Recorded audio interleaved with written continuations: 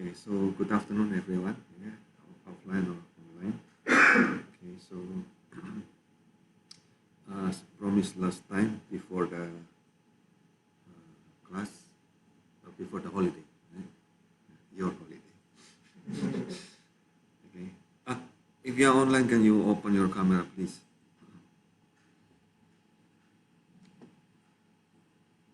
Hmm. Yeah, I need to see your handsome and beautiful faces. Okay. Okay, so our class today is about object oriented. Right, so this is the website. I'll put in the chat so that you can go there. Okay, and then you open your Spider or your Jupyter so that we can practice directly. Yeah.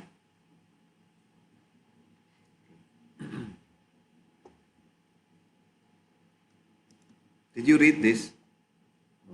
No, no time.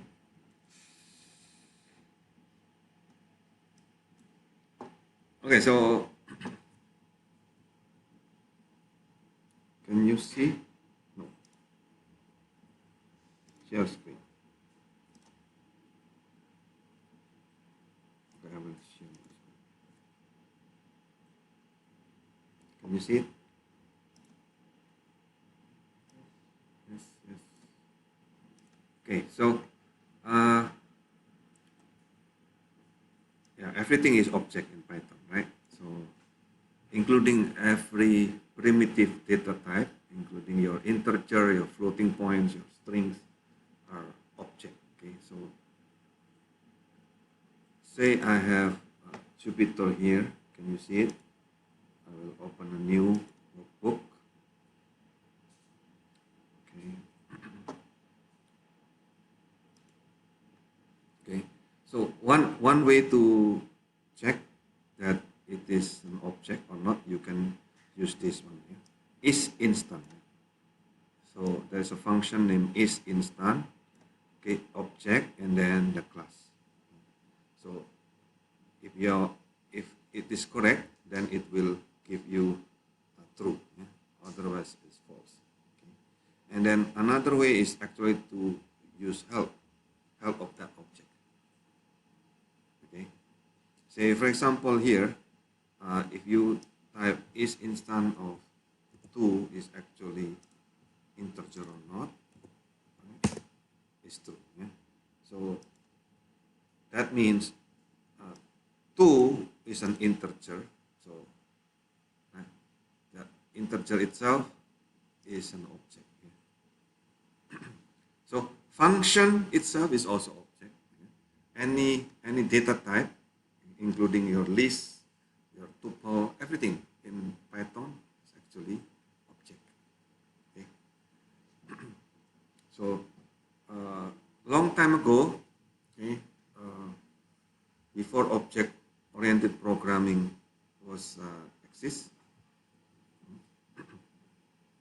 so people when they make a program, they create what is called subroutine. Okay? It's basically a procedure, right? And if you use Visual Basic, for example, in Excel, in the part of Excel, you can still type sub. Yeah? Sub means subroutine. So basically, it's a procedure. Okay? And then procedure means you can only input, there is no output. Okay? And then they improve into what is called function. Function is similar to mathematical function, right? There is an input and there is output. Okay? In fact, in programming, what we call function is actually beyond mathematical function. What's the difference between mathematical function and programming function? Okay, in mathematical function, okay, you have many input and one output, right? But in programming function, you can have many output as well. Okay? So it's not just single output, but you can have many output. Now,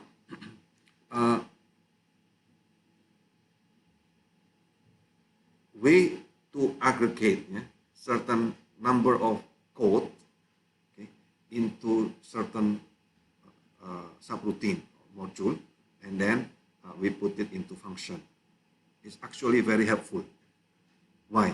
Because you can have many line of code, okay? And if you want to call all of this line of code, say you have 100 or 1,000 line of code, and then you want to call all of this 100 or 1,000 line of code, you can only type one line, the name of that function or the name of that procedure, and then it will read, it will execute, yeah? It will execute all these 100 or 1,000 line of code. Wow, very powerful, right? So this is very important things there. And later on, people start to think a function is very important, very useful, okay? But if I have many functions, okay, and sometimes I have data, okay, when your program getting bigger and bigger, what happens? Okay, you start to confuse yourself, okay, because you keep making the same name of function. For example, get something, set something, right? So you keep making the same name of function, and actually that means for different things, okay? And then people start to create a new concept. Yeah? That concept is called object. So what is object? Object is basically function, yeah? many functions, okay? Plus data. Okay, so I put here, can you see?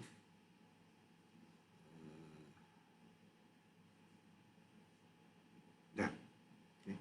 So object is basically methods plus properties. Yeah? What is method? Method is just function. Okay? Properties is just data. Okay, so you see, yeah? What is object? Just okay, method, properties, yeah? Or a function plus data. Yeah? Data is just constant, just variables. Okay? So with this understanding, so you get, I hope, make it simpler. Okay.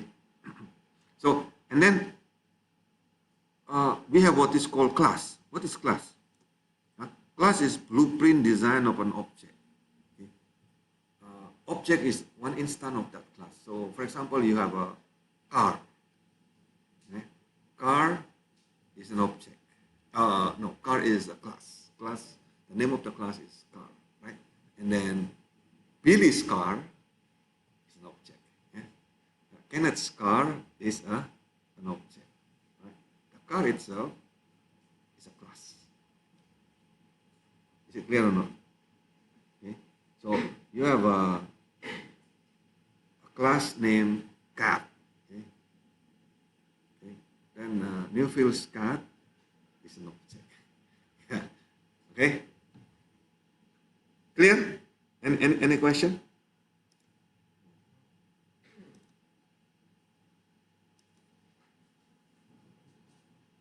Okay, so a class is the design of that object. Okay, that is the one that you program. Yeah. So what you design, what you program is a class. Yeah. And then when it's already implemented in the program, that class become object. Yeah. So object have memory. Yeah. Inside that computer should have memory address. Yeah. Clear? Okay, so last time you already learned about function, right? So function, you say def, yeah, function. So in here, inside the class, so that function is called method. It's the same thing, okay? Method and function is the same. Or sometimes we call it also behavior of the object. That is also the same thing. Yeah? So method is equivalent to function, equivalent to behavior. Okay? So the only one different is this.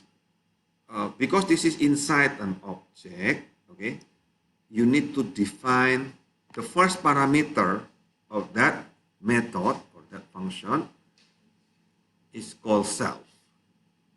What what is that self? Self is represent the current instant, yeah, current object. Okay. So while you don't need to name it self, okay. Basically, this is just an agreement. So you name it Billy is okay. Okay. But be careful when you name it certain things. You keep make it consistent. Yeah, the same name. So as agreement, okay, everyone will agree that let's use itself, meaning that that is the object, yeah, the current object, the current instant of the class. Okay, so attribute, okay, basically the data property, right? So when you said the word attribute, that is equivalent to property and data. So property or data have two kind of method. Yeah? So not really method, the way of to do. Okay. So one is to set that data. The other one is to get. Yeah? You need to set, you need to get. Right? So if you want to set the value of the data, of the attribute, you give the object name and then attribute. This is the name of the variable. Okay, and then equal to value. Yeah? And then if you want to get, instead of set, if you want to get, simply the name of the object and then attribute. Okay, that's the syntax. Okay, let's try with a simple example. Okay. Say you want to create a rectangle class. Okay, you know every rectangle will have what? Width, okay, height, and then area. The width is property or method? Property. Yeah? Width and height are property. Why? Because this actually data, right? Area, well, can be property, can be method. But if we know the width and height, area is computed, right? That means this area is a method in this case, right? Okay. So let's design that. So how to design a class? Okay, so you just type here class rectangle. Okay, let's do that. Okay, in here I put, can you see, class rectangle. Okay, I will just pass it. Oh, it works, right? It doesn't generate error. That means it works. Okay, so I can create a class simply by giving a name of the class, okay, and then doing nothing, just pass. Okay. So now I want to force the user of my class, this rectangle here, okay, when you define that class, okay, you need to define the properties, which is the width and the height. So to define the initial value of the constructor in here, you use this special method, yeah, special function. So that special function is underscore underscore init underscore underscore. Okay. So, and then of course remember this is inside object, right? That we start with the self. Okay. After that, you give width and height. Okay. And then you want to store this width and height inside that class, right? So then you will say self width equal width. What does that mean? Meaning put this self width is inside that object later. Okay. That is equal to this width that I inputted, or the user input. Okay, and the self height here will be equal to this height. Okay, after that, what you will do, you create a method here. Yeah? Okay, every method inside then a class, yeah, must start with self initially. So then you can say when you put self here, what will you do? You can already return, yeah? Return the area, which is width times height. But look, when we return here is self width, self height. What is that? The one that we stored earlier. Okay, up to here. Any question? So how you will make it an object? Okay, I can create a rectangle A. It's an object, right? Rectangle A. Okay, and then I will say, look, I create a new object called rectangle A. Okay, based on that class rectangle, and then I will input the value. Yeah? Okay, so when I input this value, when we call this, what will happen? It will go to the initial of the rectangle, and then it will fill up this one. Right? Okay. After that, oh, give me the area. Okay, this is, it will return the area. It will, when you say rectangle A, what is this? This is the self that you put in here, right, a while ago. Okay, and then area is the method inside that class rectangle here. Okay, that's it. Oh, try this and then you create an object and the class. Okay, just copy and paste. Okay.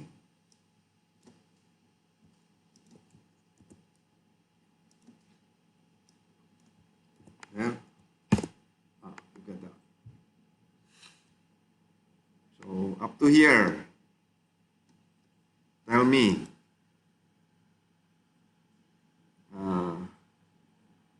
Do you know how to create an object, a class, and do you know how to set and to get, and you also know how to create a method inside the object, right?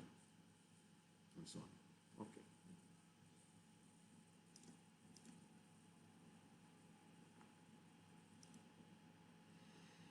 Any question? No. Okay, you create your own object.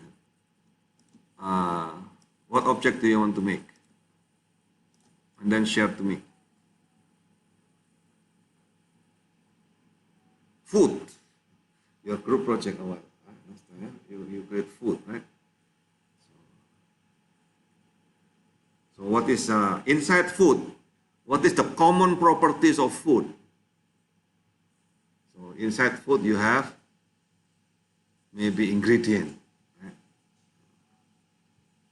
So, and then what is the method of the food? Or maybe you bake, you cook, you oven, I don't know. So you create your own. Okay. Now, come back here.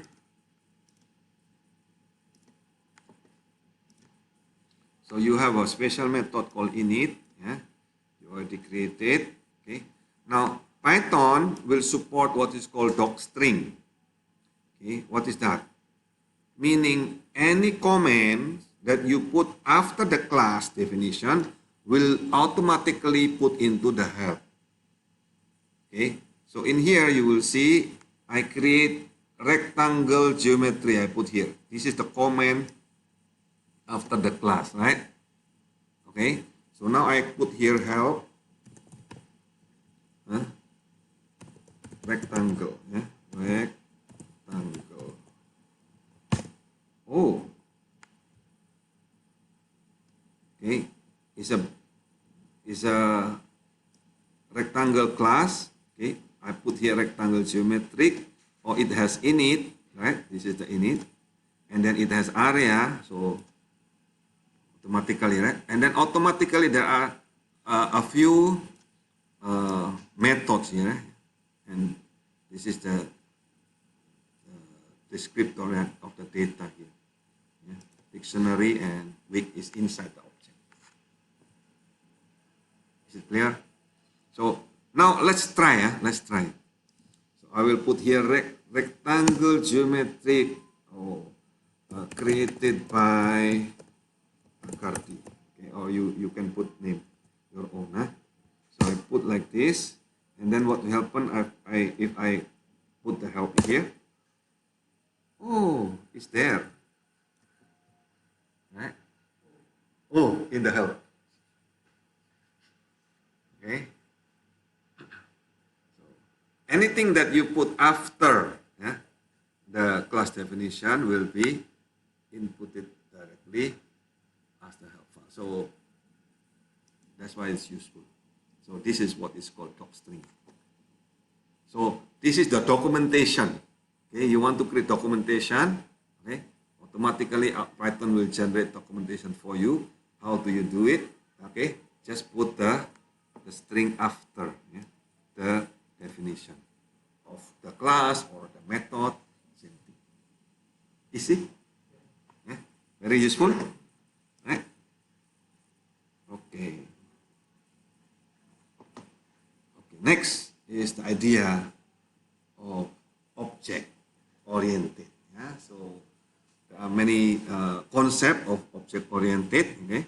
One is called encapsulation or information hiding. What is that? The idea is this. Look, I want to hide, okay? I want to hide the code, okay? The information inside that code from the user. I know it's open source and so on, but look, I want to hide so that the user will not modify my code, okay? Well, if they want to modify, they can, but even if the user, if the same person as the person who create, okay, sometimes you want to hide the information. Why? So that you will focus only on the object itself, so that the way of thinking is easier, right? So that you don't clutter your thinking into the detail. Okay, you want to hide the detail on how they work together. Okay, so without knowing the detail, okay, just the interface only, okay, the name of the class, what is the input and the output of its method, okay, or what are the properties name, you already know everything there. As long as this work is fine. What is the detail algorithm inside, you don't care. No, that is the meaning of encapsulation here, yeah. So to reach that, okay, you have what is called private method and private properties. So private attribute can only be modified through intentionally defined setter method and explicitly can be accessed only through getter method. Yeah? So I give you an example here. Say you define a class, yeah? The class name is vehicle, okay? So, and then every vehicle must have a speed, maximum speed, okay? So, in the initial value, what is this? You don't define anything. There is no input to the vehicles, right? So, but when a vehicle is initialized, yeah, is constructed, okay, it will automatically define this max speed equals 0. Right? Now, let's try that. Okay, so let's try that. Define, okay, there. So, V1 is vehicle, right? Okay, and then there. I got V1, this is the name of this. V1 is an object, yeah. So V1 max speed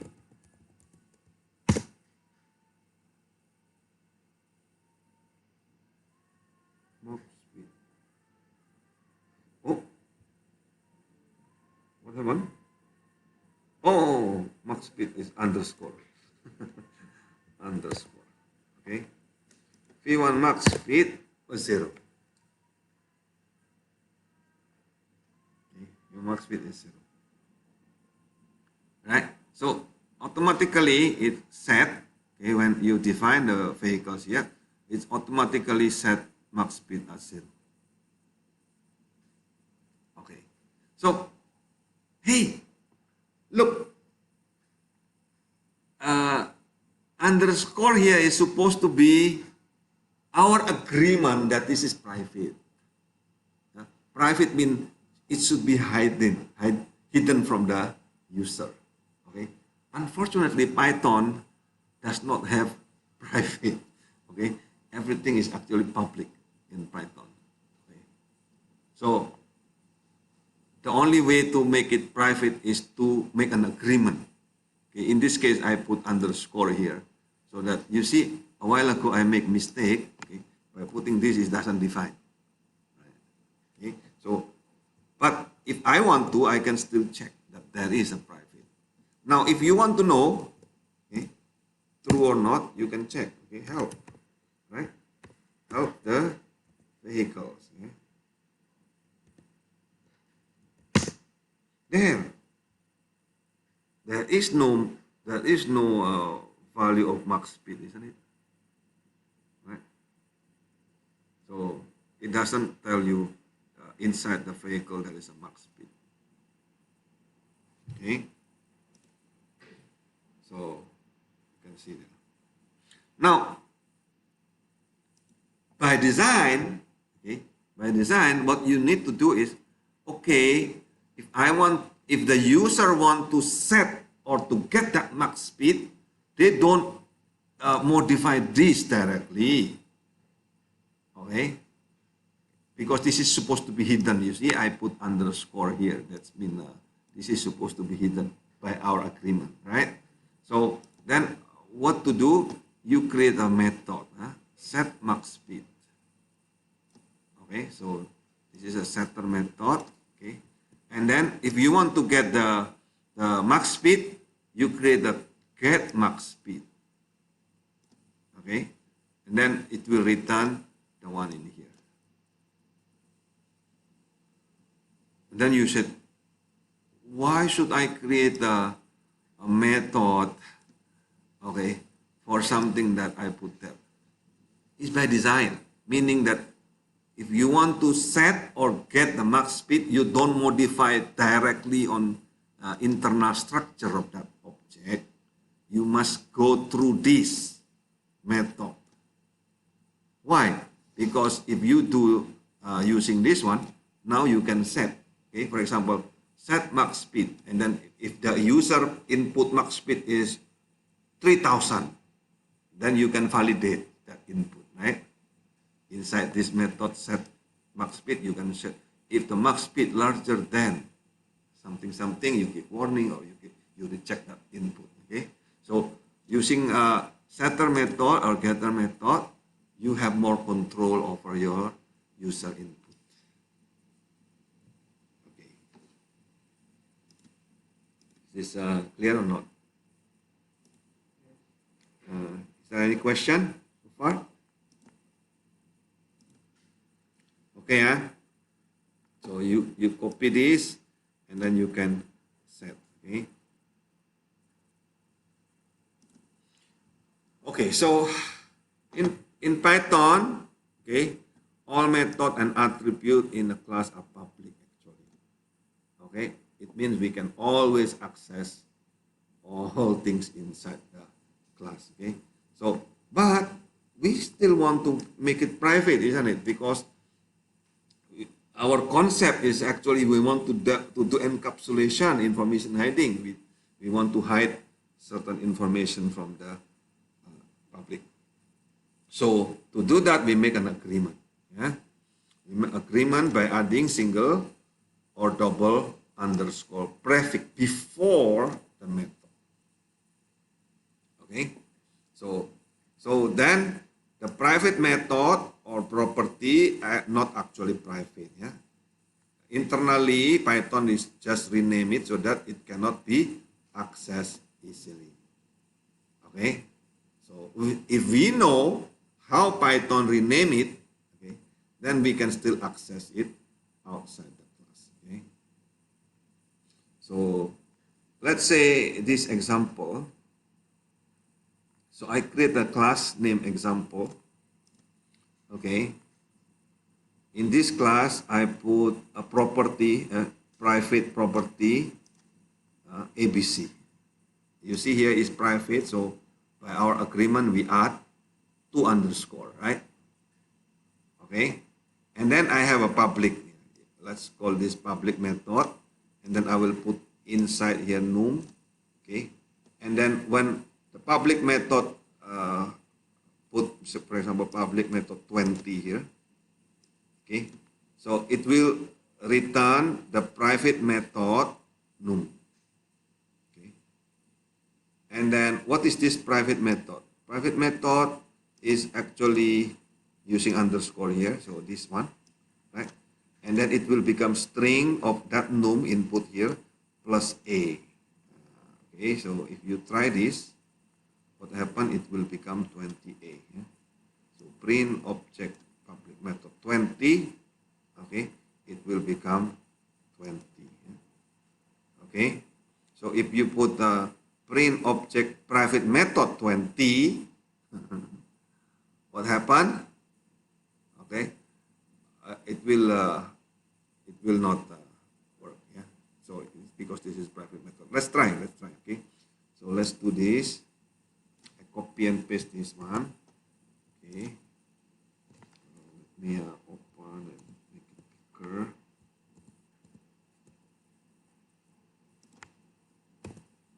Okay.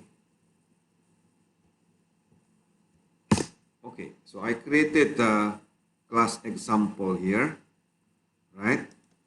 And then what you will do, you create an object example, and then you put, so let's create an object. Okay, that object obj is an example, and then you print. Yeah? So because this is in, so I can get this. Yeah, object public method 20. So I get 20a, right? And then what happen if I do this? Yeah? If I access directly to this object private method, yeah, error. Yeah? Oh, why error? Because it's private, yeah. Because there is nothing there, yeah? No attribute, yeah? Because actually Python hide it. Yeah? How Python hide it? Python rename it. Okay. Actually, if you know how to access that, you can still access. Okay. Okay. The same thing here. So let's try a private property. What will happen if you try this private property again? Oh, there is no private property. Actually, there is, right? Okay. But Python rename it so you don't see. Okay, so this is how to do information hiding in Python. Okay, just adding additional underscore.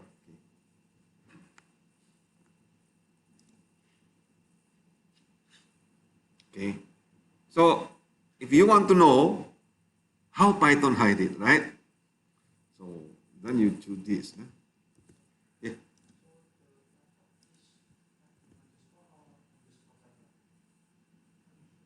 Underscore underscore and then any name. Yeah. No underscore. Yeah. For public, no underscore. If you want to make it private, you put underscore underscore. Huh? One single underscore or double underscore is fine. The same. Okay. So if you want to know how Python hide it, so oh there. That's how Python make it. You see? Okay. Instead of private property like that, so Python rename it as example underscore private property. Okay. So there is still there. You can still access if you want to, but Python just rename it so that you don't access it directly. Okay, so that means you can still hack. Okay. Okay. So here example. Okay. Again, if I just because I know how Python rename it, right? So I can just do it. Okay, I just go directly. Oh, I just copy who you rename. Okay, I can still access. still the same thing. This is how you hack the object in Python. Yeah. Yeah. So I give you hacker tool. Yeah. Okay. Because you know what is behind the scene, right? Mm. So, question?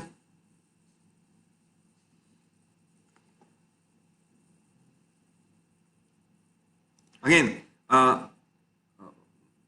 now if you want to know the method, it was property, right? How about the method? So the method you can just use dir. Yeah? So you just use dir. This is, you will see, oh, the private method, now rename it as to up to this way. Again, you can still access if you know the name. Okay. So why Python change it? Because again, this is our agreement. Okay. This is actually useful because you want to hide that information from the public so that you don't make mistake in your program. Okay. So every time you create an object of a certain class, okay, actually that class inherited from an object class. So there is class name object. Okay, so that object class have many methods here. These all the methods. Yeah? That's why when you just create example, I just add one method here. Why I have so many methods here that inside that class? Because actually they are inherited from object. Okay. Is it clear? Yes. Okay. Now let's go to the next concept. Okay. If you are confused, you tell me, so that.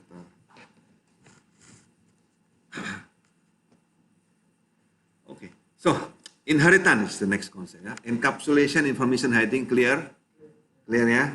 Okay. So why you need to do information hiding? Yeah. Why you want to make it private?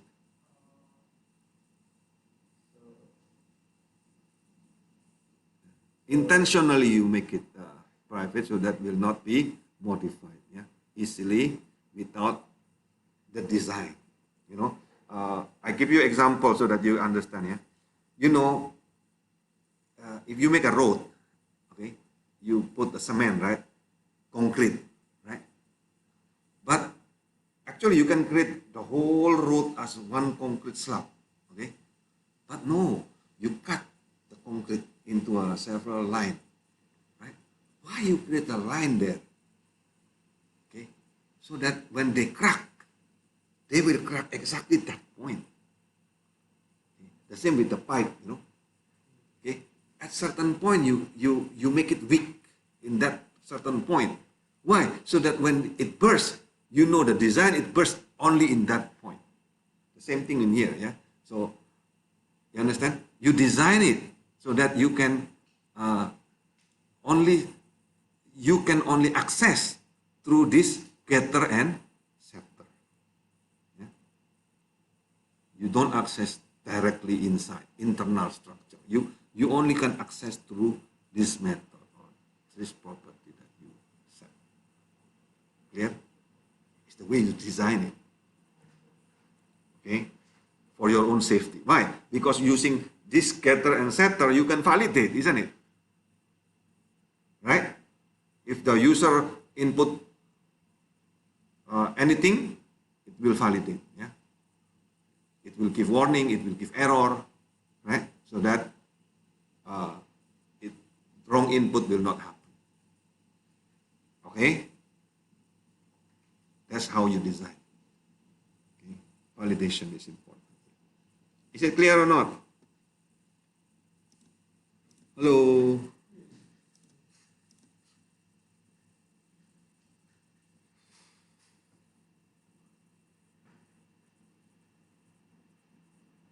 Inheritance.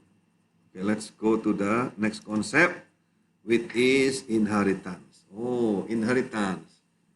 Oh, if If your parent very rich, you will get inheritance. Right? Yeah, something like that. Okay, similar to that concept. Okay, so you have a parent, and then you have children. So the children will inherit the behavior and the properties of the parent. Alright? So if your face is like that, okay, that because your parent face is similar to you. Okay, that is the meaning of inheritance here. Okay, so a class can inherit another class. Okay, using similar the object can inherit other object, right? Because class is and object are basically the same thing, right? So class is the design of the object. Okay, so using the inheritance, you can reuse. So you don't need to input again, okay, the properties and the method. You don't need to recode. So this is very efficient, okay, because you can reuse. Yeah? Very important concept in programming is reuse. Okay, so using inheritance, you can reuse parent properties and method. Okay, so I said derived class, okay, the children class will inherit the base class, that is the parent class. Okay, that means all method of the base, the parent, will automatically inherited by the derived. Yeah, this is the children. Okay, the derived or the children can override some attribute or method of the base class. Okay, so now even if you inherit, when you create that child class, right, it will copy everything from the parent. Okay, after you copy, you can override. What's the meaning override? You modify. Okay, you modify. Can I modify using the same name? Yes, you can. Yeah, so override means you can modify using the same name, or you can add, okay, that attribute or that method of the parent. Okay, so inheritance is model is a relationship. Oh, you remember UML last time? Is a relationship. Yeah. Okay. So when the derived class, you understand that derived class means the child. Okay. When a derived class inherit from the base class, okay, when the child class inherit from the parent class, okay, we create a relationship where derived class is a specialized version of the base class. Okay. That means when you create the parent class, make it as generic as possible. Don't put too many methods, don't put too many properties there, because it will inherit it down the line. Okay? So the base class, okay, the parent must be generic. Okay? So the derived class is also called the child class, while the base class is called the parent class. Yeah? The child class is said to derive, to inherit, or to extend the parent class. So these are the same meaning. Yeah? These three names here. Okay, for example, horse is an animal, right? Car is a vehicle. Rectangle is a shape. Teacher is a person. So horse is a child class of animal. Okay, so this is the derived of the base class, which is the animal. Clear? So how to create, how to inherit? Yeah. Here is the syntax. Yeah, the child class will inherit the parent class. So you just specify the parent class. Okay. So all class without putting the name, implicitly it inherit object class. Okay. So when you put class rectangle like this, it's actually the same thing as class rectangle object. Clear? What is this object? This is an object class. It is already inside Python. Okay? So that means if you put only class rectangle, it inherit object class automatically. Say, suppose you want to create a new class named square. Okay? Remember, square is a rectangle, but equal side. right? So the square inherit rectangle. Okay, so when a class square inherit rectangle class, okay, the square inherit the attribute and the method of the rectangle class. Okay, so let's define that. Class square rectangle. Okay, and then you put init. Okay, init is initially with self and then side. Hey, look, a while ago the when you initialize what of the rectangle, what do you get? Here, right? Width and height. Okay, but you override the init. Okay, you override the init. Okay, instead of width and height, okay, now you make it into side. Okay, so and then what you will do, you will say, look, I will use that rectangle init, okay, replace the width and the height into the same name as side and side.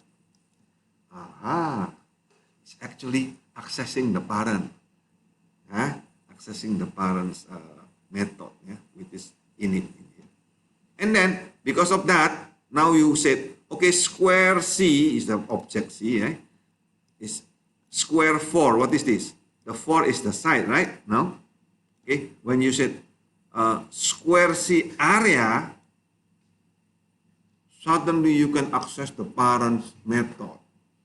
Okay, so let's try that. Okay, let's try this. I copy this in here. Okay, so I copy this in here. Look, the square has no method name area, isn't it? Okay, so I put C equals square. Okay, so the side I must put in here. What is the side? You put 5, for example. Yeah. Then I can put area. Wow.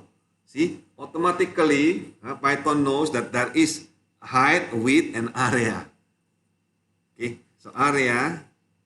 Okay, area is a method or property? Method, right? So if method, I put parentheses. Okay. Wow, I got the access to the parent. Cool, right?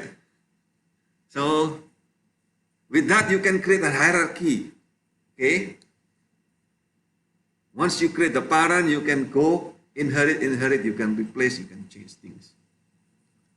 Nice or not? Nice, yeah. So with this, you can basically create a new concept of anything. Any object is a noun. So any noun that you can put and then you abstract it, okay? And then you can derive, yeah? You can make inheritance hierarchy. Clear? Okay, so food is a base class. Okay, what is inside? Oh, curry is a specialized of this, right? So curry is a food, right? So that one is. So you can curry in class curry, and then what is the base? Food. Okay, and then you can go beyond that. Chicken curry. Oh, that's another type, right? Okay, so then it's more specialized than curry. So that means the chicken curry will inherit curry. Then automatically it will inherit the food object. Okay, and then you can say, oh, Padang chicken curry. That is more specialized again. You can make it hierarchy like that. Is it nice? Huh? You can create a hierarchy of object using object oriented, yeah. And then you don't need to code everything, yeah. All the parents' code will be inherited automatically, yeah. Very nice, isn't it? So, any question? So, sometimes I don't like to, for example, your name of class, yeah, the parent class is very long, yeah. Padang chicken curry. Three word, okay. Okay. Or Indian chicken curry. So very long, yeah. So you don't like that, okay. I don't like to name it very long name of the parent. So you can just name super. That means the parent. Yeah. Okay.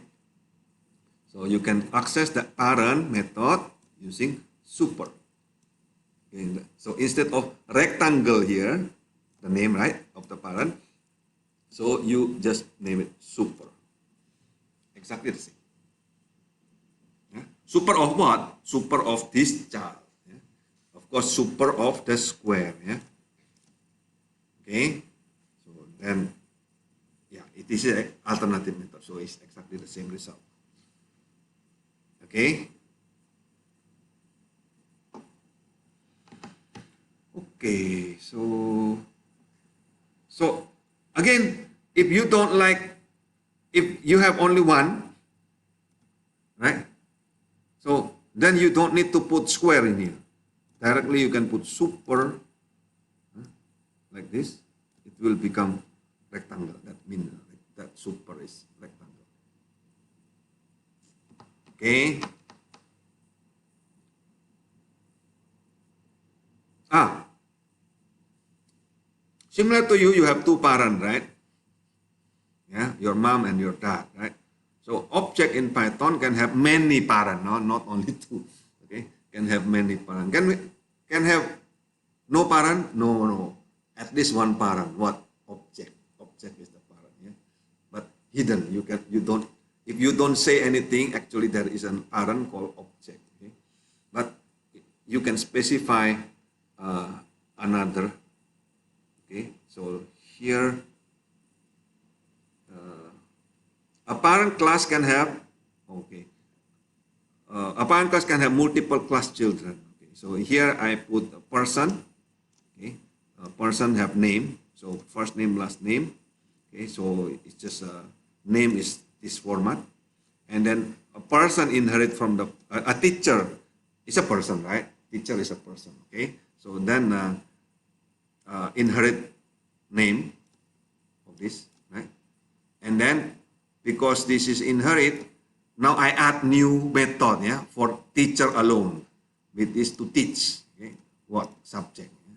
So teacher will have the course of the subject, and then have another class named student. Again, this is one parent have multiple children. Yeah? The teacher is the children of the parent. Yeah? The student is the children of the person. Right? Okay. So, but the method are not the same. You see, one method is teach, the other one is to learn. Right? Okay. Okay, and they may have the same course. Okay, this is self course, this is also self course. So then you can see okay, the students studies something and the teacher did something. Clear? Okay, no questions so far. Yeah, so easy. Yeah, super easy. Okay, good. So let's test, okay, if a certain class is inherited from another parent. Okay, this is a test. There's a special method, okay, is subclass. Okay, so it's subclass child and then parent. Okay. Then you ask, is subclass student person? That means is student subclass of person? Like that. Okay, true. And then this method, yeah, is to test if an object is also inherited from certain class. Okay, so this is the child object, and then this class or the parent class. Yeah. This is can be its own class or the parent class. Yeah. So, for example, is instant John Little a person? Yes. Yeah. Is teacher John Little also a teacher? Yes. Yeah. Is John Little an object? Of course, yes. Yeah. Because everything is an object. In Python, everything is object itself is a class, yeah? Special class inside Python. Up to here, is there any question? Hey, those who are you in online, you don't show your face. Are you still there? No, they are not there.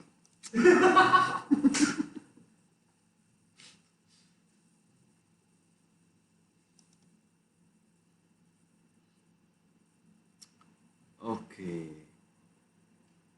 Anyway, I have recording. If you're not here, so you can just use the recording, no problem. Hopefully, the recording is still working. Otherwise, you're on trouble. Okay, so next concept. Okay. Sometimes we want to create a blueprint, okay, of what is called abstract class. Okay, this is a contract, okay, for other classes to other class inherit from this abstract class. Yeah?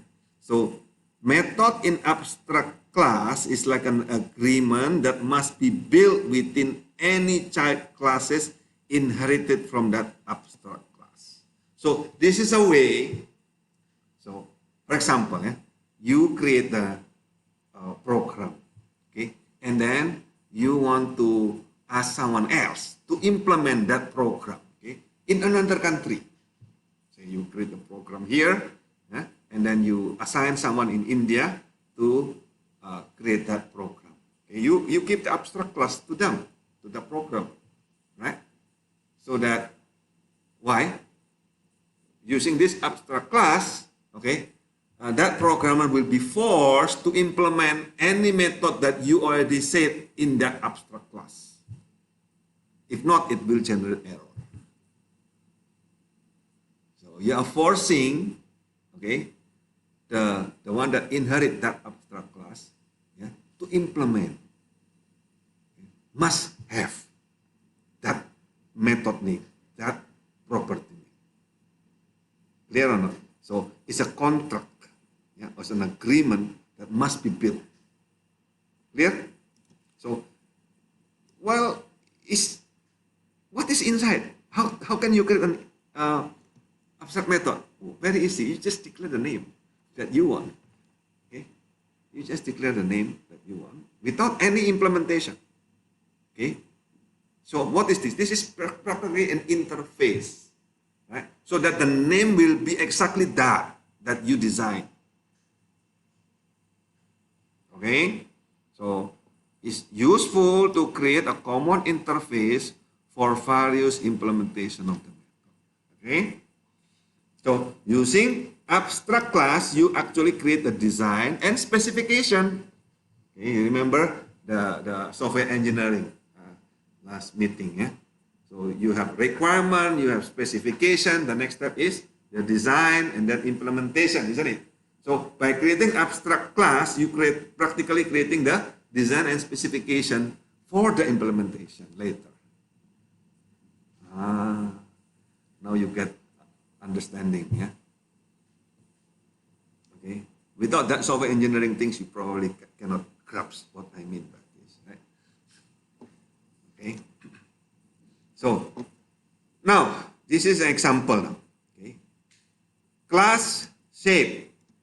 Okay. And then it has defined area. Okay. Doing nothing, just pass. Okay. And then the class rectangle will inherit from the shape here. The same, exactly the same with width and height. Okay. What happens if you do like this? Okay, let's try.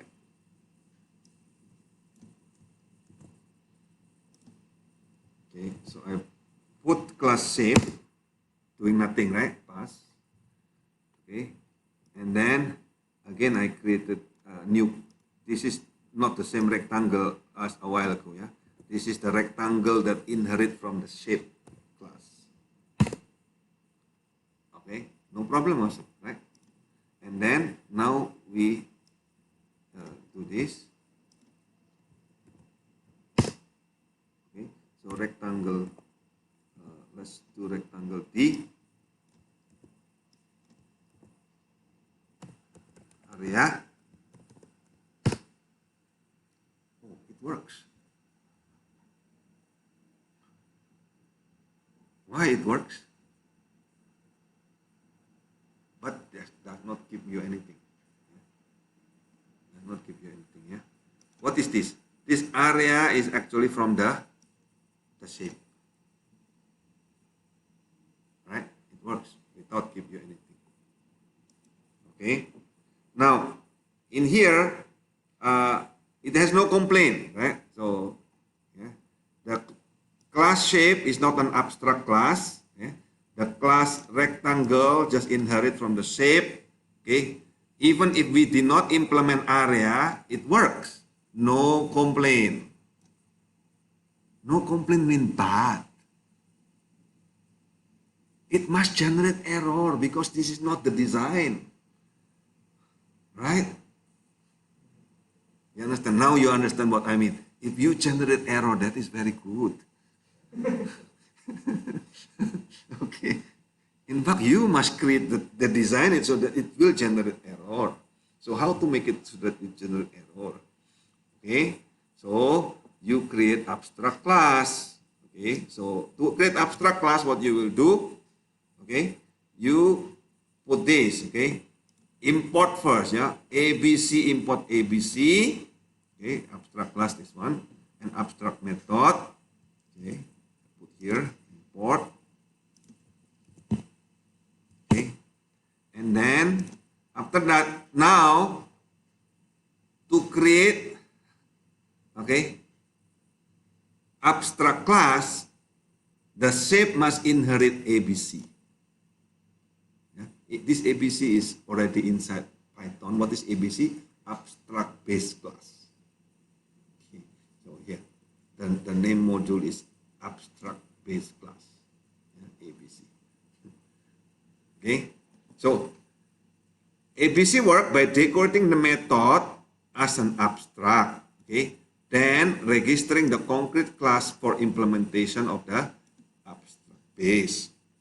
So in here, let's make shape in here. Let's put it down here, yeah. Copy down here. Okay, and then I put ABC, right? ABC, right? Correct. And then in the area, okay, you need to tell that this area is an abstract method. Can you see that? Okay, and then still pass. Okay, that's same thing. Oh, sorry. Okay, in that only. Yeah. The same, right? The only difference is now I inherited from ABC and then I add decoration here. Yeah. Okay, this is called decoration. Add something. Yeah, which is already inherited from this ABC abstract method. So I'm basically telling, look, area in here is an abstract method, okay? That means you must implement this, okay? If you create something that inherits shape, you must implement this, okay? Let's say I create this rectangle without implementing it, okay? I'm very naughty, okay? This is a naughty programmer. I create a new rectangle class that is inherit from the shape. Okay. So let's so that you will not. So okay, without implementing it. Wait, I will remove this first. This is a naughty programmer without implementing it. Okay. So what happened if I do this? I created a rectangle. Oops. What happened? It create error. Yay. Okay, it create error. What is the error? Cannot instantiate abstract rectangle with abstract method area. Oh, what that mean? Hey, you forget to implement area, which I designed it already. Huh? If you want to use shape, you must implement area, but you did not do. That's why. Clear? Clear? That's how you design, by creating error. The same with the pipe a while ago. You design it to burst there, right? With the slab of the concrete, you create a line so that it will crack there. That error you generate by design. Clear? So the other programmer has to define that area. Yeah. The other programmer that use shape must define area, otherwise it will error. Meaning, hey, I create interface name area. Must be like that. If you don't implement, it will error. Nice, right? So you can force other programmer to do what you want. Clear? Okay. Something useful or not? Okay. Look, why this is important? Because you will not program on your own alone. Okay, you will create big project, isn't it? Big project need to have a certain agreement, certain design, certain specification that everyone must agree. That's why there is a technique to do that. Yeah. So, clear? Okay. So if you want to implement, of course you implement. Yeah? Oh, I implement area. Okay. So now I implement area in here in rectangle. Sorry, I did not implement a while ago. Now I implement. Okay. So after you implement, okay, you put this no error. Okay, because you implement already. Okay. You see? Okay.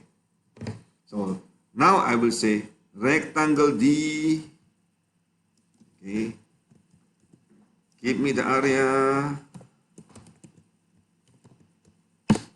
Oh, 15. Correct. 3 times 5, right? 3 times 5 is 15.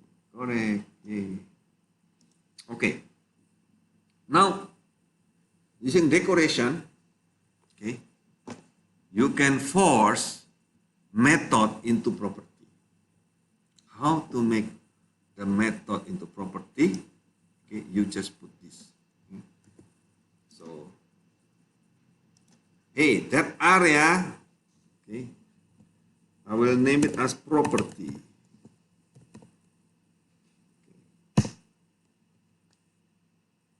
Okay, what does it mean?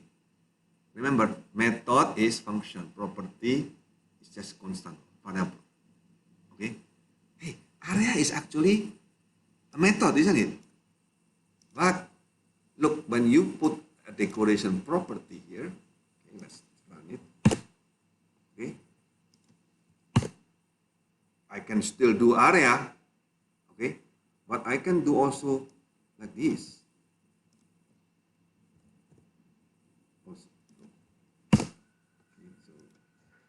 Ah, sorry, not working.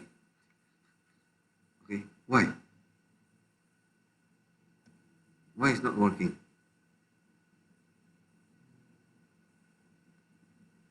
Do you know why? Because area is now become property, is no longer method. Because I forced this. Right? So how to make it work? Hey, property without parentheses. Huh? So, there. So what's the difference between method and property? It's just the parentheses. Of course, property can only be get and set. Okay. array method means you will do a function to do some behavior that you want. To hear question? No question? Clear? Well, thank you very much. You are so smart. Everything so clear. Yes. Okay. So I ask here, what happened if the child class did not build the method of the abstract class? Of course, it will generate error, right? Okay, that error is designed, okay, and useful to remind us to provide the interface that already specified in the abstract class. So this is the okay. So before the next concept, multiple inherit. Any question? Abstract class, clear. What is that for?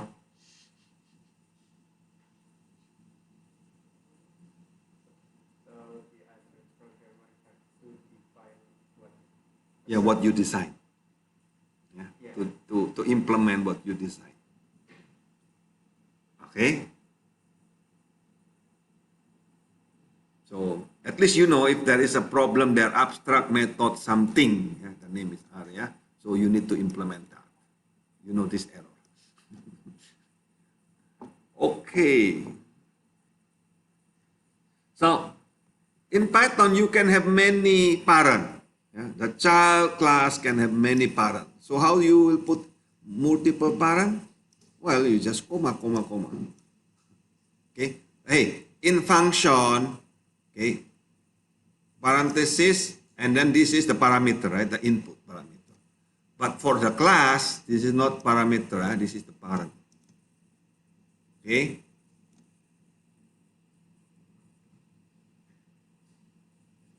So let's look at diamond problem. This is in Wikipedia. Okay. So this is a problem. Can you see this? This is called deadly diamond. Deadly diamond of death. Okay, diamond problem. So the shape is look like diamond, right? So here, okay, is an ambiguity arise when two classes B and C inherit from A. Okay, B and C inherit from A, and then class D inherit from both B and C. You see that? Okay. So then, is there any method in A that B and C has overridden? Okay, and then D does not override. Then the question is, which version of the method that D inherit, is that from B or from C? See, okay, inheritance means you can override. You understand override, right? You modify that function or the method, okay, using different name or something else. Now, unfortunately, this D have multiple parent, right? C and B.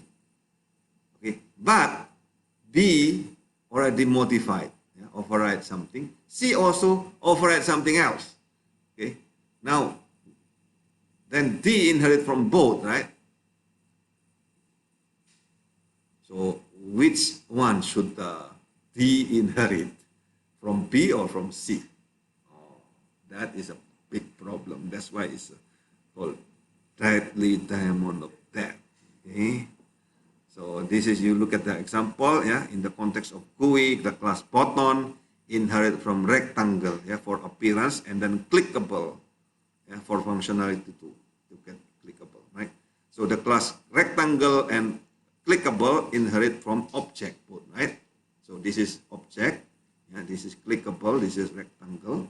Okay, now if the equal method, the name equal, there is a method named equal, is called for button, okay, and there is no sub method in button class, but there is overridden equals in rectangle or clickable or both. Now the question is, which method should be actually called. Okay, so this is called diamond problem because the shape inheritance diagram situation like this. Okay, and different language will have different solution. Okay, because this is a really big problem, right? Multiple inheritance. So different language you see they have different problem, different way to do. Yeah. How about Python? Python is same as Perl. Okay. Say they are Python using it will create a list of classes using this technique called C3 linearization, MRO, method resolution order algorithm. So there is an algorithm to solve that. Okay, that algorithm enforces two constraints. The children precede the parent, and if the class inherits from multiple class, they kept in the order specified in the tuple base class. So there is a certain list that is internally put inside Python. Okay, so yeah, Python solve this problem through the method of resolution order. Yeah, so that the priority of the parent is from the left to the right order. Go. Okay, so here is the example. Okay, so you have base class. Okay, this is example of diamond problem, yeah, in Python. Okay? You have base class, so num base is 0, and then you have a method called call me. Okay? When you call this call me, it will say calling base. Okay? And then the num, yeah, num base here will be add with 1. Okay? And then you have a left. Yeah? Left inherit from the base. Right? Again, num left is 0, and then, oh, you have the same name. Yeah? The same name is call me. Okay? Okay? So, and then when you call this call me in the left, it will call me of the base. Okay? And then num left is +1. And then it will print calling left. The same thing now, you have exactly the same, but on the right. Okay? Again, you have overriding the call me of the base and calling right. Right? And then the bottom, here it is. Okay? The bottom of the diamond will inherit both left and right, isn't it? Okay? And then overriding again. Okay? Now the question is, which one? When you said call me in here, okay, say B is bottom and then B call me. Okay, what happened? Okay, so it will call the base and then it will call the left. Okay, and then it will call the base again, and then call the left, right, and then call the bottom. Can you see that? Okay, so it will go to the base and then to the left, to the base again, to the right, will call the bottom. So, okay, so that you will see. This is how Python solve it. Okay, be careful, yeah. I said earlier, different programming language have different way to do. Okay, so the solution can be different from different language. Okay, so I hope you understand. Okay, there are certain. Now, the solution of diamond problem is to use super, okay? Rather than calling the same parent class directly. Okay, so in that case, you just say super call me. Okay? Super call me again, and here is super call me. Okay, then it will go in the right direction. Yeah, calling the base, and then the right, and then the left, and then the bottom. So, yeah, easier. Okay, so we talk about diamond problems. Okay. Well, I hope you don't use multiple inheritance, if possible. But I think what Ruby is doing, I forgot. Oh, there. Ruby, okay, have exactly one parent. So they don't allow multiple inheritance because of that problem. Okay, so certain programming language enforce no, you cannot. Okay, because of that problem. Okay, so up to you. Is there any question? Getting more and more complex.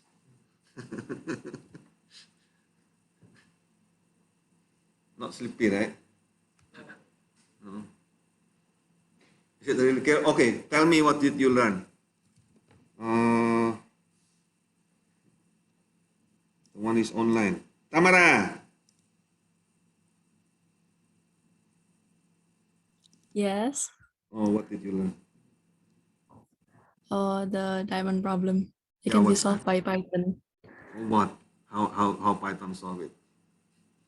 Um, through the method resolution order. Okay. Oh, Darin, are you still there? No, Darin is not there. Anyway, so okay, let's go to the next topic, which is polymorphism. Poly mean many, right? Morph mean shape, right? Form. Okay, so it has many forms.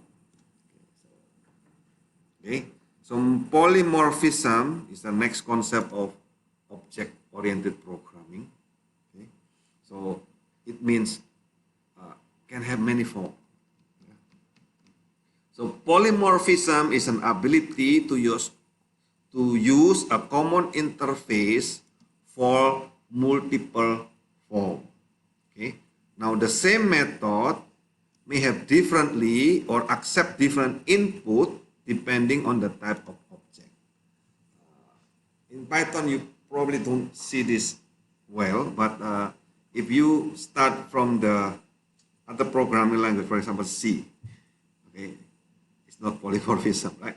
So for each type of object, for example, integer, yeah, you have a method that will have parameter of integer as your input, okay, and then the same method will have parameter of floating point, yeah, decimal of your input, same method.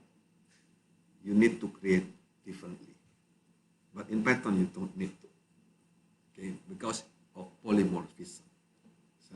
So using polymorphism, okay, it's useful to simplify our code in handling various data types, okay, and allow us to write more generic function and classes. Yeah? For example, here, object 1 to 4, yeah, it will produce 3 character if the object is a string. Yeah? It will produce 3 elements if a list, right? Look, string is one class. Okay? List is another class. Okay? But using the same way, you can actually access both type of object. With this, one is object, the other one is a string, and the other one is a list. Similarly, if you put like this, left plus right, right? So if you put left plus right, okay, it will produce a number or a string or a list that depending on what is the type of left and right. Okay. So you want to try? Okay, let's try. Huh? So left equal to, right? And then right equal 2.3 or 2.4. So now you put left plus right, 4.4. Right? Again now, the same thing here. Okay. Now this is a string, so ABC. Okay, and this is number. Cannot, right? But if this is a string, DEF, okay, automatically this plus here convert itself into string. Yeah. The same method with this plus, okay, automatically become string in this case. Yeah. Okay, so to use polymorphism in Python, we need to create a common interface to accept objects from different classes that contain the same method name. Okay, in the example below, okay, the same sound, okay, method will have different behavior depending on the class object that we input. Okay, for example, you create a class cat. Okay, the sound is meow. Okay, now you create another class named dog. The sound is woof woof. Okay, and then this is the common interface. Okay, sound test of pet. Right, and then it just return pet sound. We don't know what is that pet. Right, look, this is the different. This is just the common interface. Now I created kitty is a cat, buddy is a dog. Okay. And then you put sound test with this common interface, and then when you input kitty into the sound test, it will sound meow. Right? When you put body into the sound test, it automatically that pet change into dog. Okay, it will sound woof woof. Okay, the same method. Okay. Using different data type, different object, okay, it will behave differently.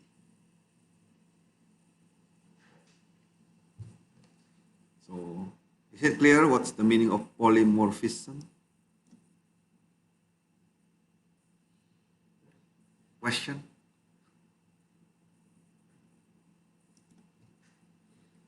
So let's plus 2.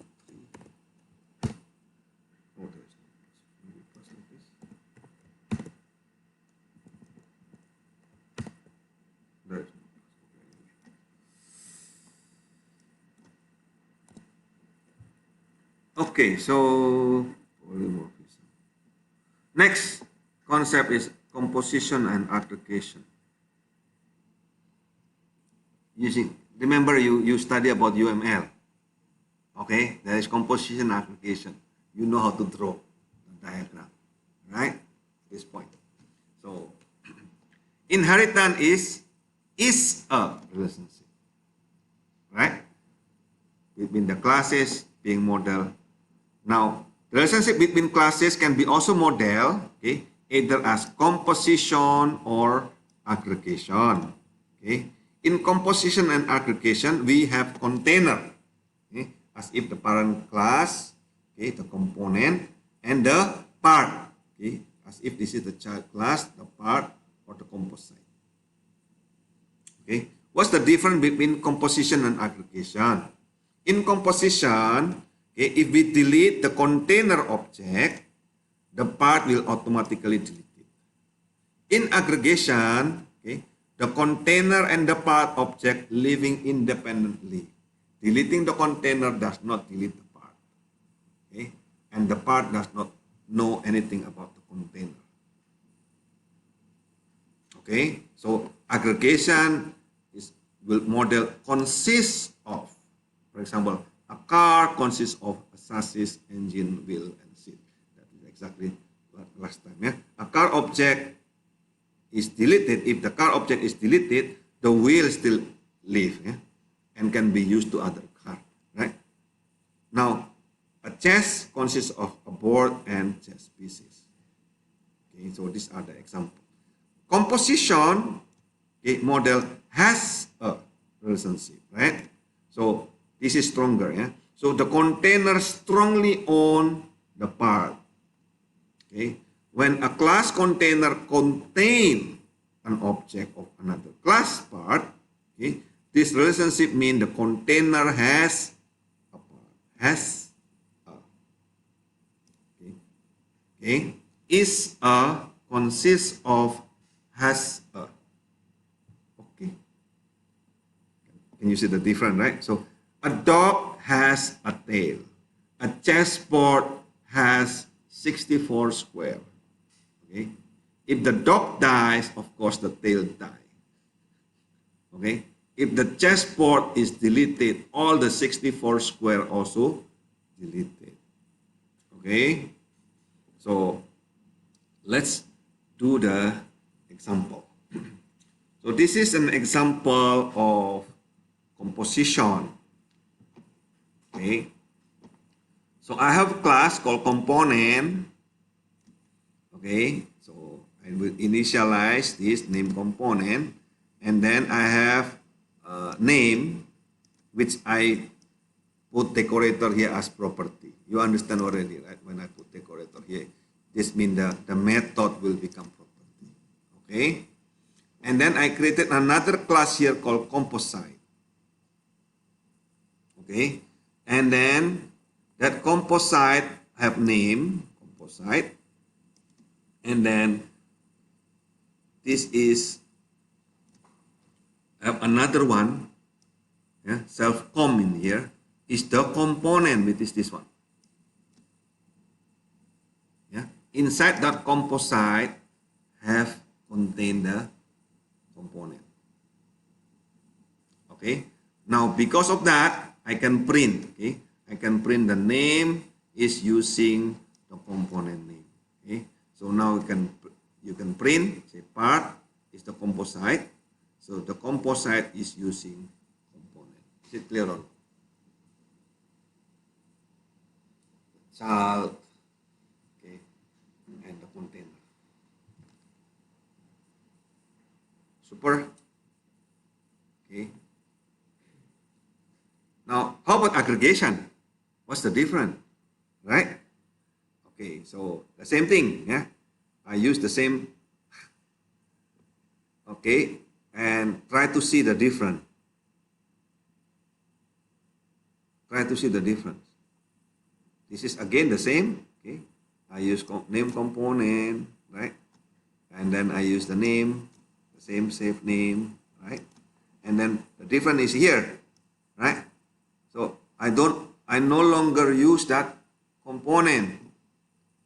Okay, that component when I want to use, okay, I put it here as an input. Okay, so okay, can you see the difference? If this die, if this die, it doesn't have any relationship. It's no problem. I can change with other component. Right? If the component die, I can change with other component. But in here, no. Because this is inside, right? This must exist. Can you see that? Right? Because this is already inside here, that means this must exist. Okay? Can you see the difference?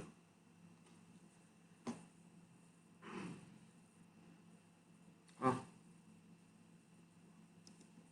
Matthew, can you summarize what did you learn about aggregation, composition, inheritance? Me, sir. Yes. What aggregation is like a concept of relationship, Mm-hmm. How and do you implement that? composition. Mm-hmm. If in aggregation we can put the class, like for example component, as a parameter. So if we delete the component, the other class still can run. But if in composition, we implement it by put the class as like self.com equals to component. So Mm. we put that into the cell. So when we delete the component, the composite class, we cannot run it. It Yes. will return. So Yes. So it's a has a relationship. yeah, the relationship is tight, yeah, tighter because you already put inside. Yes. Okay.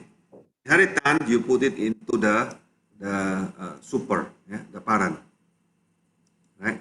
Can you see the difference now? Last time you learn about UML, you don't know what is that, right? Right? You only know how to draw, okay? You know how to draw the diagram, okay? And then you said, oh, has a is a. You understand the meaning only. Now you see the implementation in code, okay? And you know why it's like that. Is it clear or not? Huh? Is there any question so far? Really, no question?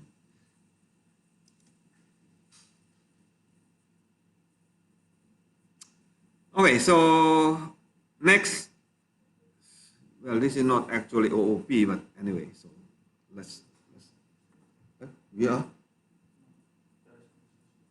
there is no, oh, I haven't shared screen, sorry.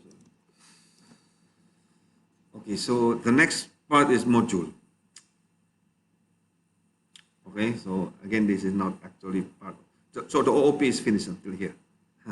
Okay, so module is basically Python 5, right?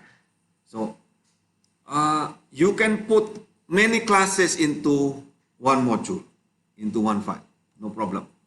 Okay, but sometimes it's easier if you put one class the same as one module, easier. Okay, so the name of the module usually set the same name as the class. That is easier. Okay, for convenience only, but not necessarily you do this. Yeah? If you have two Python file in the same folder, okay, you can also import a class from one module and set it and use it into another module. For example, here I created ifn.py, yeah, and inside that you have a class named ifn. Then I will say import ifn. It will import that module. The whole module will be imported. Yeah, and then inside that module ifn have this class. Then I will say net equal ifn that ifn. What is this? The first ifn here is the module name. Okay, and the second part here is the class inside that module. Okay, so the first ifn, this one, is the module name. Okay, the second part here is the class, okay, inside that module. Clear? Now, sometimes you will see like this, right?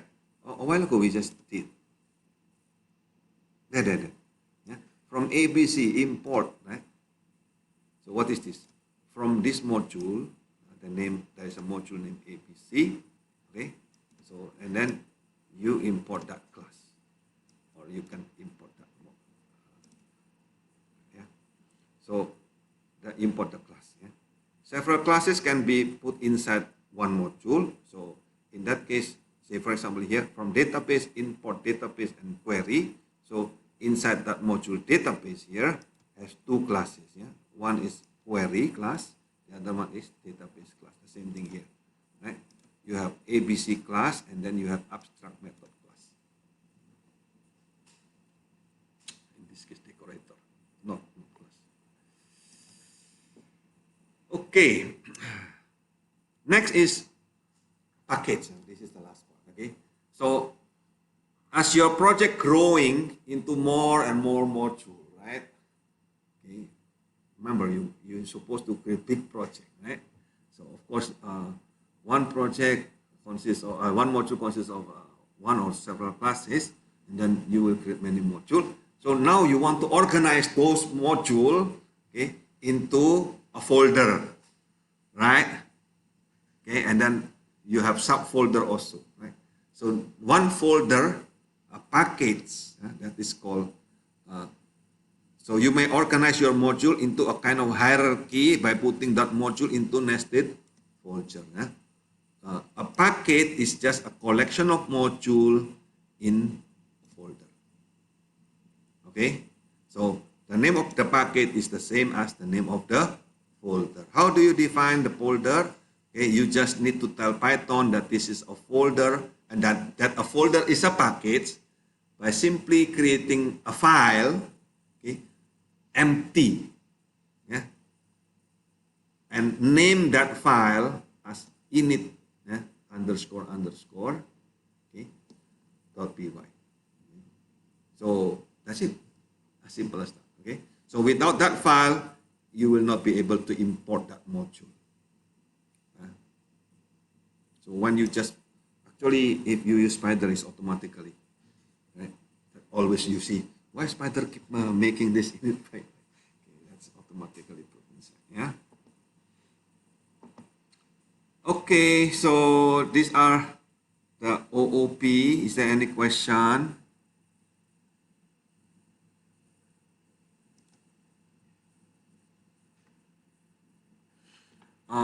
Last time, one of the group asking about file. Let's discuss about file today. Yeah? Where is the file? Oh, here, handling file in Python. Oh, okay. Okay, file. Can you see? File is used to store your data, right? So the data in the file will persist even after your program is no longer running. Yeah? So in this tutorial, you will learn very basic, yeah? How to do handling file. Yeah? That means to read and to write. Okay. Oh, the simplest is text file, right? Okay. Or you can use JSON file or CSV. Yeah? So things in common. Okay. In the file, you always have file name, right? Of course. Right?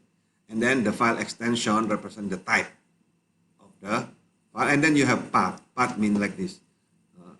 So this is the path. So this is actually a file. Okay. This is the file name. The file name is handlingfiles.html. So this is the extension is HTML, right? And then these are the path.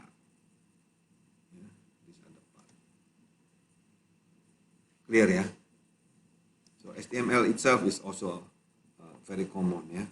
So the file name can be any alphanumerical character, but it must start with a string, yeah? No numbers. Yeah? And then the file extension can be anything. You can create your own extension actually, okay? But for example, .docx usually used for Microsoft Word. .mp3 is used for music, okay?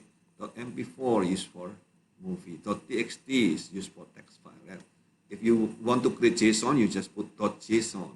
If you want to create a comma text file but separated by comma for data, you just put .csv.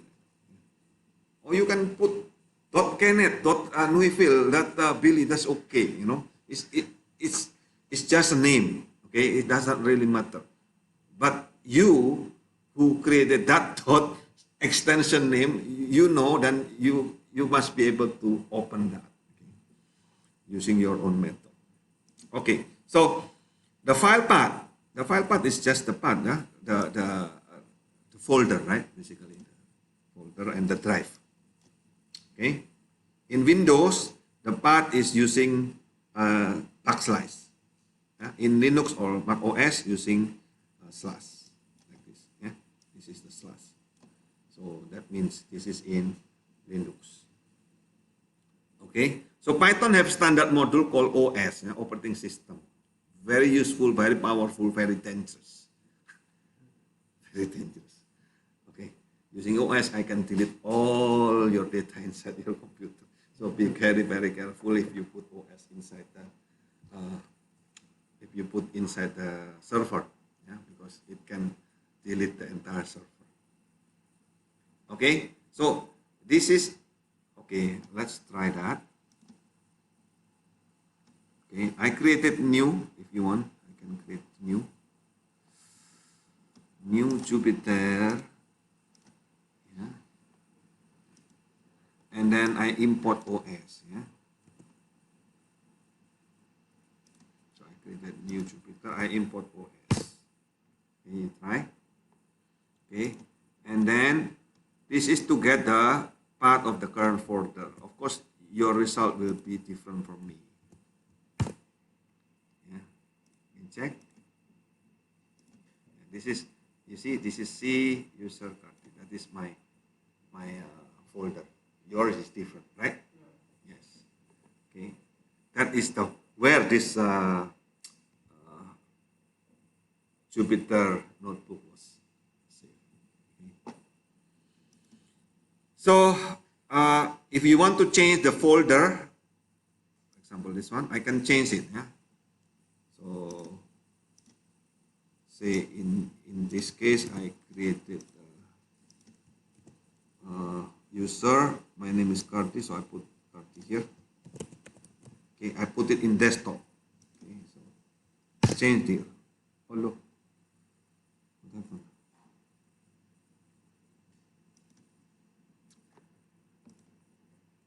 Wait.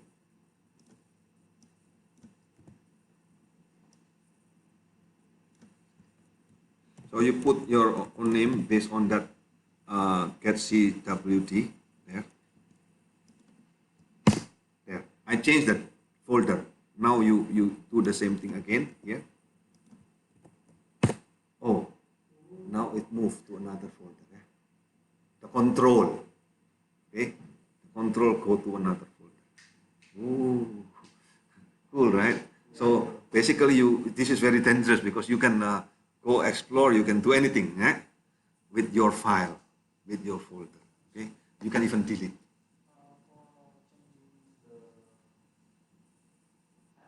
The path, yes. Yes, it should be an existing folder. Okay, otherwise error, right? Okay. Ah,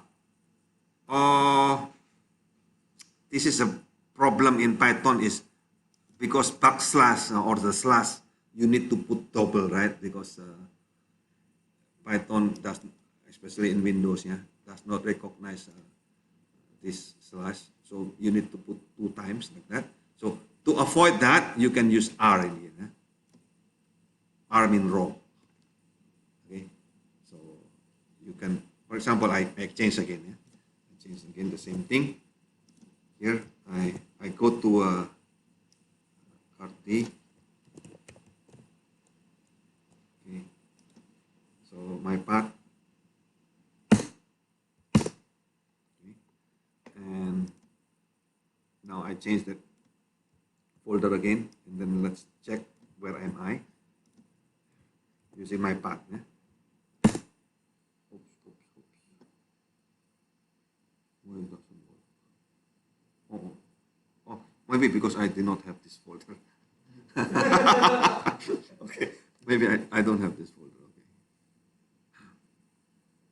Okay, so if you have, so you can type, yeah. Okay, so now you want to create file. Okay, so let me check where am I. Oh, I'm still in desktop, yeah. So I want to create a file in my desktop. Oh, okay, let me show you the desktop. Okay, where should I put? Okay, empty this. Okay, where should I put? Okay, I will delete. Okay, I have too many things in my desktop. Oh, so I probably need to delete a lot before I can give to you. Anyway, okay. What is this? Oh, this is my. Okay, let me delete this one. Okay, I will just delete this file. Oh, empty. Okay, so I have empty space here so that you can see I have this space, I will create a new file, yeah, using Python in my desktop. Okay, so let's do that. So what is the content of that file? Say I say data, yeah, I just name it data, and then I will just name it, file name is this one, right? Okay, so I just copy this, okay, and just do, okay, and check. Oh, there, my text. Oh, it's there. You make your own. Okay. Okay. You make your own. So you created a file. Okay. Actually, you can create any file, right? Because this is up to you. Okay. So you can create a file. Okay, in your own laptop. Okay. So in a certain folder that you want. Okay. The path is you are the one who specifies. Good. And of course, you need to check. Eh? So if the file exists or not. So you just check. So OS path name. Okay, so yes, true. Oh, already created. True. Yeah. Nice. Oh. So how to create a file? Open, write, close. Okay, and then what is this? W here is write.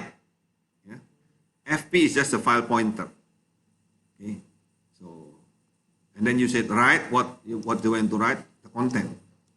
Okay, easy. Oh, very easy. Huh? So another way so that you instead of 3 lines you make it into 2 lines. Oh, the same thing, exactly the same thing. Okay, so with open file name W FP write. So you don't need to close because with automatically close. Okay, that's it. Oh, after that you said, oh, I have additional data. This is my additional line.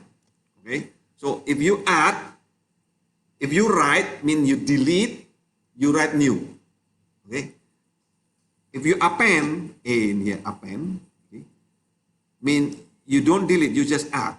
Okay, let's do that. I put here, I add.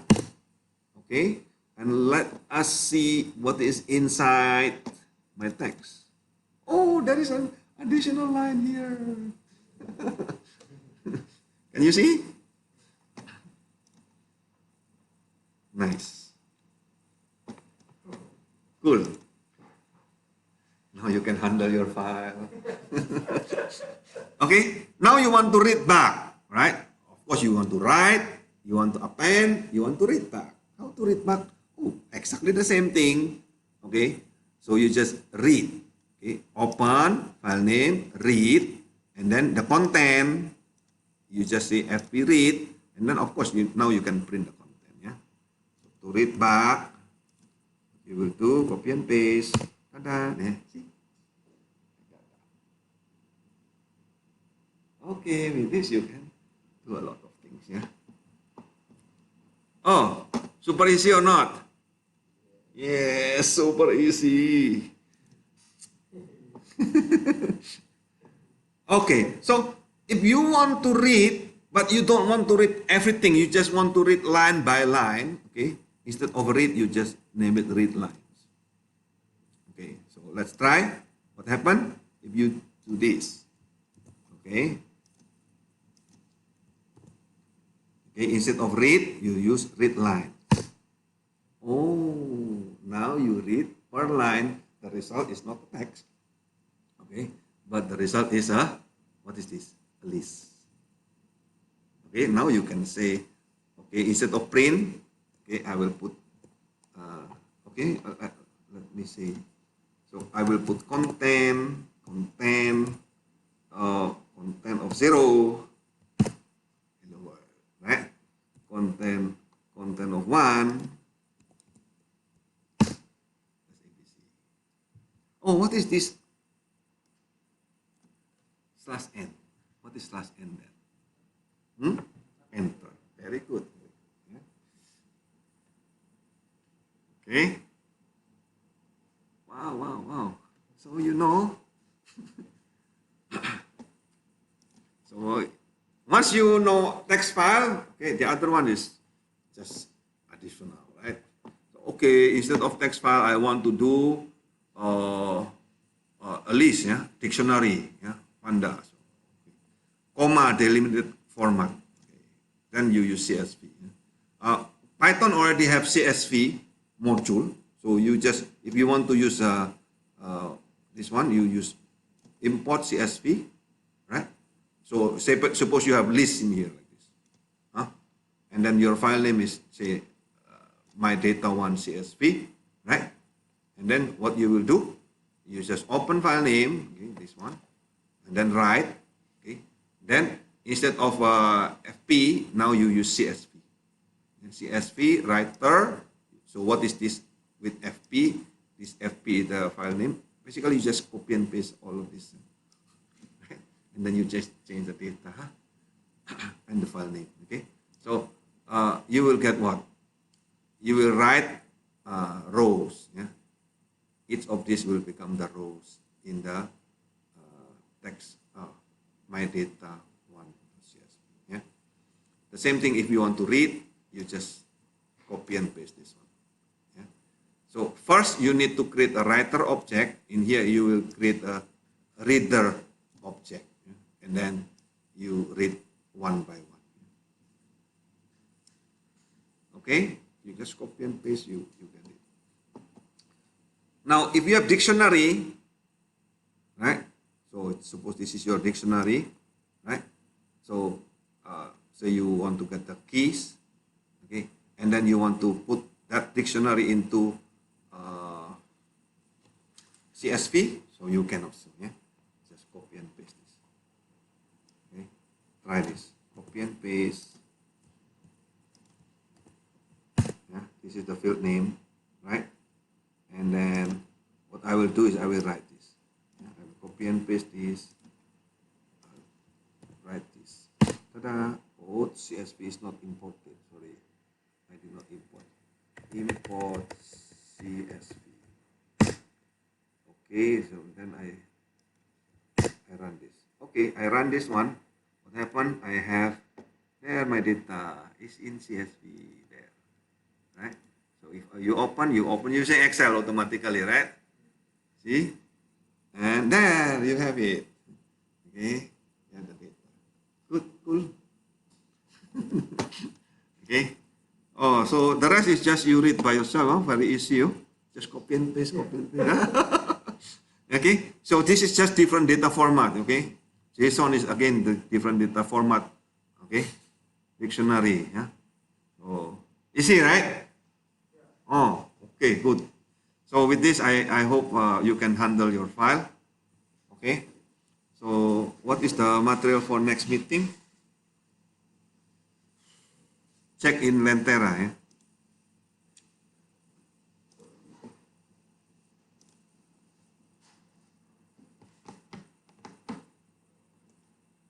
Is there any Lentera? I cannot open Lentera. Oh, there, I can open. No. Oh, so confusing. Is this the one? Oh, there. So next meeting, this is finished, yeah? Handling file, object-oriented, finished, right? Oh, next meeting, okay? Oh, you will have a reporting, yeah? Oh, okay. So, okay, working software, yeah? Again, you have reporting, yeah? So requirement specification, design UML, okay? And after that, we discuss about GUI, yeah? Pretty much okay. Oh, how do you algorithm is step by step, how do you solve it? Yeah. And then what is the data type, data structure that you use? Are you using list? Are you using pandas? Are you using NumPy?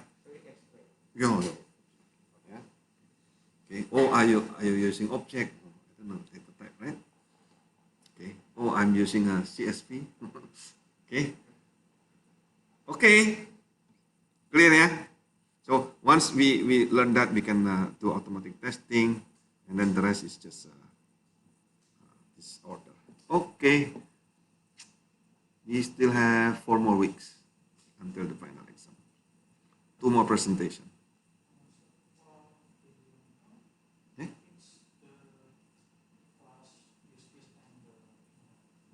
You improve the one that you make last time, okay? And then add more. Okay? No, no, no. If you want, if you can have a classes. It's up to you. So if you have classes, so you make a class diagram. Okay? Of course, right? That's logical. The UML. Oh, requirements must be there. Use case must be there. You. Oh. Oh, interaction diagram probably. Oh, the flow, right? The use case is short. Right? So interaction diagram will help you who, do what, when, where. The chart. So where is my visual?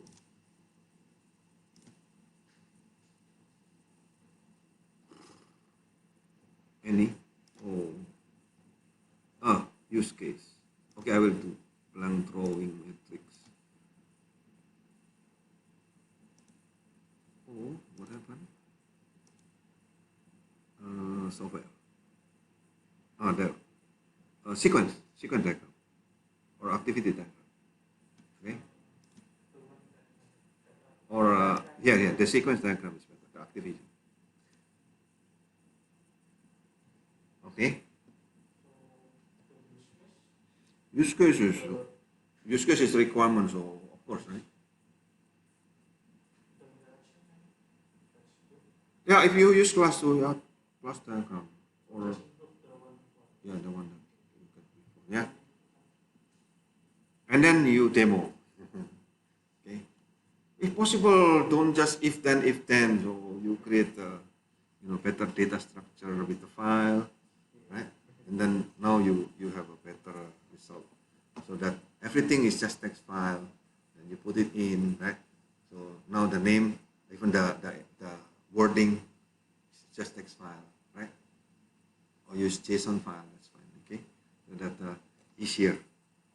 So in that case, your program become more generic. Right? So you separate data from the program. Okay. Good. Those who are online, are you still there? No more. Okay. Bye-bye. So, any question?